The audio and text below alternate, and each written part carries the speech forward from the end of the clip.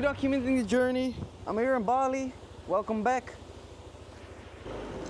On this channel, I document my journey building my brand, Exchange Life. We sell custom merchandise, and in the last 30 days, we did 85,000 euros in sales, which is 5% up from the previous period. Finally in the green, let's get into it. In the first part of the video, I will talk to you guys about my brand, the good and the bad, and in the second part, it's my life outside of the brand, self-development, YouTube, and other things. So yeah, join me on my journey to 10 mil with my brand. It's gonna be a ride, so let's get into it. I write the points down on my laptop here. So if you guys see me look here, then you know that I'm looking at my laptop. So we're finally in the green. It took a while. The past few months have been rough, and kind of every video I was like, it's going down, blah, blah, blah. Unprofitable days, but we're finally going up. But it's still very rocky, so it's still very up and down, which is interesting. I cannot change something on the side, and then one day have 2 ROAS, and the other have like fucking 1, you know? Like the comparison, it just drops half for no reason if I don't make any changes. So it's still very rocky, but we are climbing our way up, probably like in general. So that is really cool to see. But yeah, it's still not Q4, right? But yeah, hey, that's part of the game. The site broke last week, so it really fucked with the conversion rate. That was one of the days that it went completely to shit. So the conversion rate just got killed because of the conversion rate. The add to cart button was not working. So when you added something to cart, you couldn't click it. The like go to checkout button in the cart slider. So of course it's completely killed that day, like very unprofitable, and I cannot wait for the new website to be live and everything to be hard coded, because this shit is just fucking annoying. Like this shit just kills the day for no reason. Like it could have been a good day and then it's completely shit because something broke, because a developer changed something, or wherever I tried to implement something and it didn't really go well. So yeah, I cannot wait for the new site to be live. A lot of these things will be hard coded. The cart slider right now is like 2 different apps and then some custom code, and like all of this shit, it just doesn't work very smoothly, and it won't this way. So I cannot wait for the new site to be live. It should be like maybe another month. It's definitely some, you know, slowing downs, but yeah, we'll see. The creative agency that I'm working with, that I've been talking to you guys about, have been finding some winners on low spend. So none of them have taken over my own winners yet. So I wonder if this will happen. Let's see. Again, I'm gonna give them some months to see how they perform, but it's cool to see that they have already come up with angles I didn't think of, concepts I didn't think of, all of these things I didn't think of. And it's because you get external people to put eyeballs on your brand and brains on your brand and inputs and different things that you just didn't think of yourself. So yeah, it's just cool to see that they come up with cool things, and that, you know, of course, the most important thing is that they work. But they haven't taken over my winners yet, but they are coming up with some cool concepts, which is cool. And yeah, it's cool to see that at least the creatives that they come up with, that some of them are very profitable, just not taking over big spend yet. So that's cool to see. An interesting learning that I had is that I've had, like, for example, one creative do very well, and then it goes, you know, it performs worse, but then I turn it off, and then sales still come in from that creative, right? So it's because I'm looking at attribution of today's sales on this creative. But tomorrow it also gets sales without any spend, because the traffic that came yesterday didn't convert yesterday, and then they convert tomorrow. And then it should actually be added tomorrow to yesterday, to that spend. And if you let it run, then you cannot see that, because every day it has spent, right? But I turned off a good creative, and then in the days following, it got multiple creatives. And then if you add it up to the last day that it spent, that creative is still profitable, but not if you look day to day in the always spending, if that makes sense to you. So I turned this creative back on, because I saw that if I looked at the last day that it spent and then added all of the following days where it still got sales to it, it was a good performing creative. So there is some delay there, right? A customer might land on the website and don't convert yet, but they will on the following day. Or, for example, for me, in the comments, there's a lot of like, can you show us this mockup? So they might wait for the mockup and then convert. So this is an interesting learning that I'm gonna keep this running, and I can let this creative run on a lower spend than the others, because it's actually higher if you add the following day sales to the day that it's spent, which is interesting. It's kind of complicated, right? But I hope that makes sense, what I just explained to you guys. So that is an interesting learning. I added a bundle functionality to the site. I think this is probably why it fucking stopped working at some point, or it got broken. But now it works. There is not really a bundle. It's just a notification on the cart that when you add something to cart, it's, hey, add a second piece to do. Very important for AOV. So yeah, still, I cannot wait for the new site to be live because this will all be built in and make way more sense. Then scaling the testing ad sets. Yeah, so right now we have an ABO testing structure, which I talked to you guys before. New concepts go in their own ad set, but I'm also scaling the ad set now because there might be a winner in that testing ad set. When you duplicate that to the scaling campaign, it might not get spent yet, so you can scale it in the testing ad set for the time being until it gets spent in the scaling ad set, in the scaling campaign. So that is something I'm doing now, seeing some not so good results yet, like when I spend, then the ROAS goes down, or when I up the spend on the testing ad set. So I'm still trying to figure it out, but I think that is a creative problem and not like the structure problem. So I think if you have really good creatives, that you can scale your creative testing ad set without the ROAS dropping, right? So because the targeting is basically the same as the scaling ad set. So let's see. Just an interesting thing that I'm working on. And then lastly, I'm having some issues with the designers for, like, my products are custom, right? So the design process and the backend is pretty complicated. I'm having some issues with the designers. How I did it so far is that I have 2 designers that kind of compete, and they get a bonus depending on who's fastest. But they're kind of slow right now, so I think I'm gonna hire a 3rd one and then have the same competition. But yeah, just struggles that you're always kind of dealing with building a business.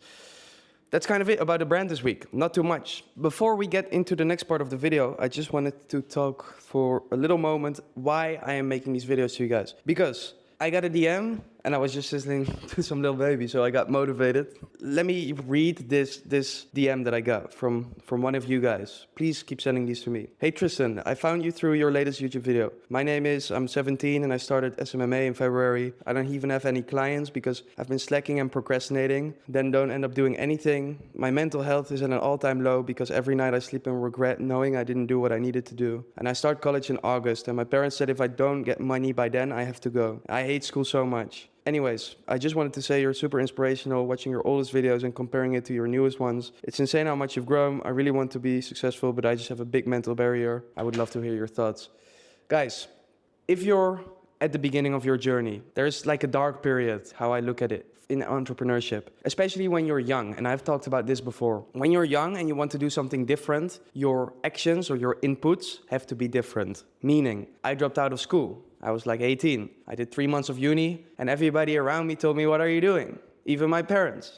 But I wanted a different outcome. I didn't know how. I had no idea what I was gonna do. I was making no money yet. I had this intern job, but still I dropped out of fucking school because I know that that wouldn't help me to get to where I want to go. And people that were saying around me, like, what are you doing? I just had to ignore them. Even though they all meant it well, right? You should never be angry at people that are telling you not to do something because they want the best for you. They just don't think that is the best thing for you. But you know different because you want something different. If you want to achieve something different, if you want to go live this life or do your own thing, make your own business, people are going to question you around you and the path will be very unclear. You're always going to be questioning, are you doing the right thing? Especially if you're not making any money yet. But the biggest indicator that you are on the right path, if your inputs, if your actions are not comparable to anyone around you. Let's say you want to get big, right? In the gym. If you look around you and everyone is fat, then don't do the same shit as they are doing because then you're not going to get big, you're going to get fat. So you're going to have to go to the gym and those people will all be like, what are you doing? Why are you not like us? People will question you, but that is just part of the journey. And especially in the beginning when you have no one really to relate to or no friends,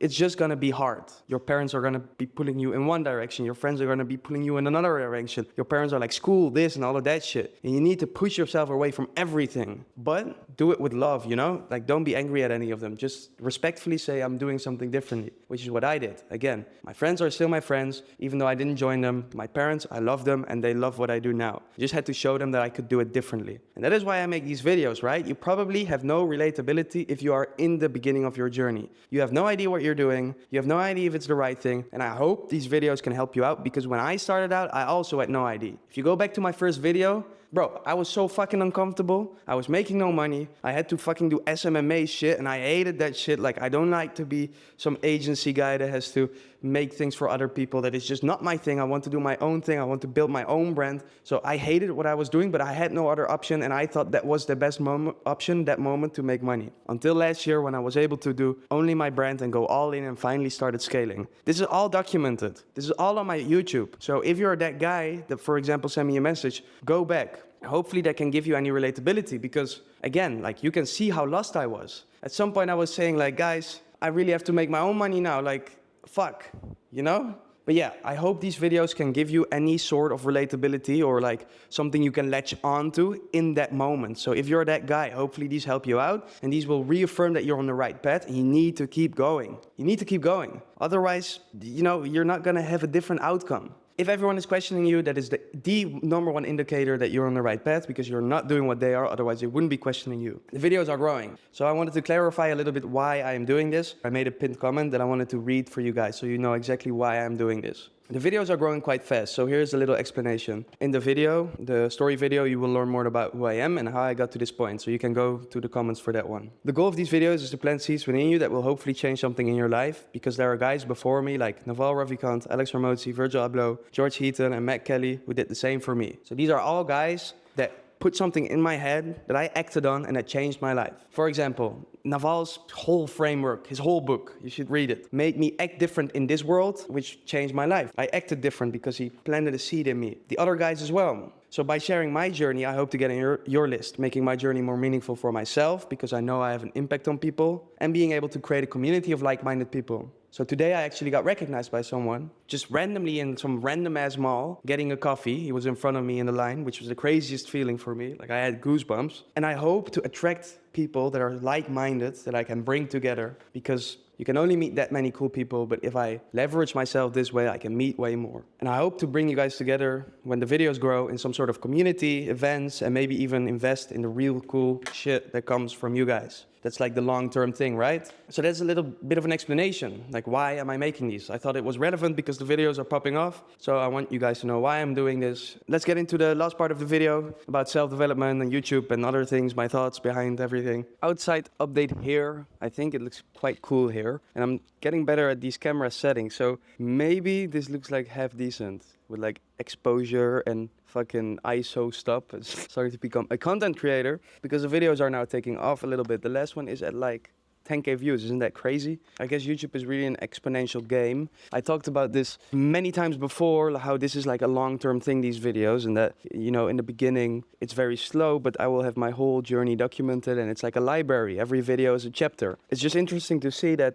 now, for example, the last one takes off. Also, the other ones get more, because you kind of need to see the other ones as well to understand the full story. And I told you guys many times before that I wasn't sure if I wanted these to take off yet, because just more eyeballs on you, and I don't know if that's ideal at a young age, and I'm 21 now, but I don't think that it will have that many diminishing returns if I just share my opinions and thoughts and like rant for 30-40 minutes per video. Yeah, it's not like I'm saying some weird shit on here. So if I like not improve every video now because I'm like scared to have more eyeballs, I think that's like kind of something holding me back instead of doing good for me. Started to improve the thumbnails, and then last video I added an intro, and that was something that really helped with the click-through rate. It's a fun learning. I guess I can also share fucking content creator YouTube learnings now. Because of the intro, you have this little preview in YouTube where if you hover over the thumbnail, then you see the first seconds of a video. And because that was now like aesthetically pleasing, the click-through rate was double versus the last video. So it was like at 11%. I think it's a good thing that they're like growing. I hope you guys can learn something from it and that it helps you with your journey. I've always been like, I don't know if I want a lot of eyeballs on me yet, but like, it's not that many, right? Like, I have 1,000 subscribers now, but it's just the thing in my head. I'm not sure if you're in e-com. Let me know in the comments if you're in e-com or if you do something else. I'm really interested to see. Last video, I kind of noticed one thing, that the second part of my video, self-development, life, YouTube things, and anything outside of the brand, right? I was kind of talking for the sake of talking there because I was like, I need to upload a new video, so let me just fucking share some random shit. But I think I should just shut up if it's talking for the sake of talking, because then that's the point. If you keep talking for the sake of talking, where either you share something that's not really true to yourself, and this was not the case last time, but just in general, it's something I noticed, because it was hard for me to bring across a point of people that are doing a lot. It might seem very sophisticated and hard from the outside, but actually it's not that sophisticated or interesting. And the point there was that these people are not that much smarter than you, or not at all, or even less, which means that you can do it too. That was the whole point. I just couldn't really communicate it well. I'm either gonna like share updates in the brand or here if I have an update or have an interesting thought or have an interesting idea or not. Even if that means that the self-development and life outside of the brand doesn't have any updates this week,